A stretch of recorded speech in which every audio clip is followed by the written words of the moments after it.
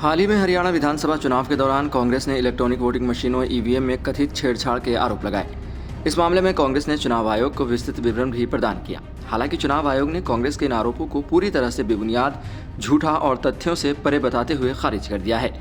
चुनाव आयोग ने कांग्रेस को एक 1642 पेज का जवाब भेजा है, जिसमें स्पष्ट किया गया है कि हरियाणा विधानसभा चुनाव में कोई अनियमितता नहीं हुई। आयोग ने यह भी कहा कि पिछले एक वर्ष में पार्टी द्वारा उठाए गए 5 विशेष मामलों का संदर्भ देते हुए कांग्रेस को बिना सबूत के चुनावी प्रक्रियाओं पर आदतन हमला करने से बचने की सलाह दी गई है। चुनाव आयोग के अनुसार 26 विधानसभा क्षेत्रों में राजनीतिक दलों द्वारा उठाए गए सवालों की गहन जांच की गई थी। रिटर्निंग अधिकारियों ने पुष्टि की है कि चुनाव प्रक्रिया में कोई गलती नहीं हुई।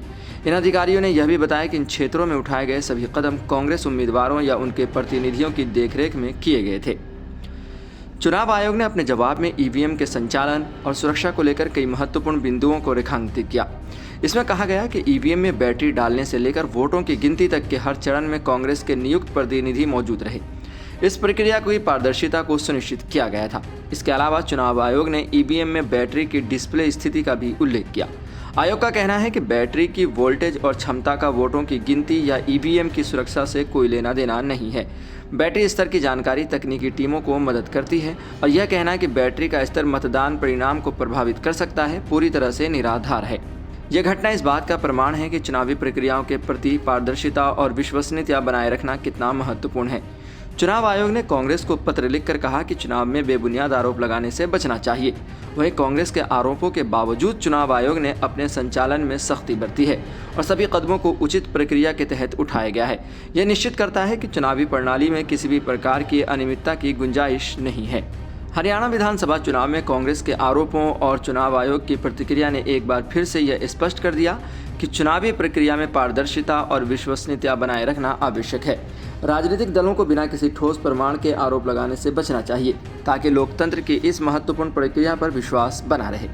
चुनाव आयोग ने यह भी सुनिश्चित किया है कि चुनाव में किसी भी प्रकार की अनियमितता नहीं हुई है और यह लोकतांत्रिक प्रक्रिया को सुदृढ़ करने की दिशा में एक महत्वपूर्ण कदम है।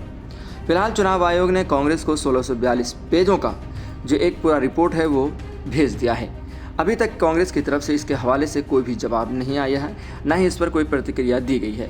लेकिन यह स्पष्ट कर दिया है चुनाव आयोग ने कि हरियाणा विधानसभा चुनाव में किसी भी तरीके की कोई भी घपलाबाजी, घोटालेबाजी नहीं हुई है।